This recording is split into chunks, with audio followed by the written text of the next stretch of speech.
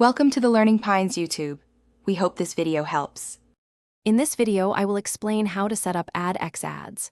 First, understand that AdX, or Ad Exchange, connects publishers with a vast network of advertisers, significantly boosting your ad revenue potential. We will cover the essential steps, from linking your accounts correctly to creating ad units and optimizing performance. This comprehensive guide will ensure you configure your AdX settings effectively and efficiently, helping you maximize your monetization potential from day one.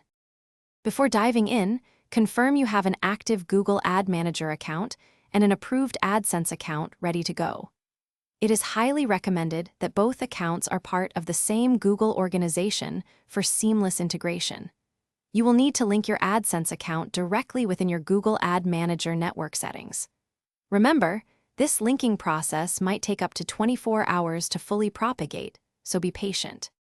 Now, let us move to defining your ad inventory within Google Ad Manager. You will create specific ad units, each representing a unique placement where ads can be displayed on your website or application. It is crucial to assign clear, descriptive names to your ad units for straightforward management and future reporting. Make sure to select appropriate ad sizes and enable features like AdX Backfill to significantly enhance your overall fill rates and revenue. Next, you will traffic your ads by creating ad exchange line items. These line items specify precisely how your AdX demand will compete for your valuable ad inventory. Remember to target these line items to the specific ad units you meticulously crafted earlier. Setting a competitive value within the line item ensures optimal bidding from AdX. Critically, ensure your creative is correctly set to AdSense or Ad Exchange for proper delivery.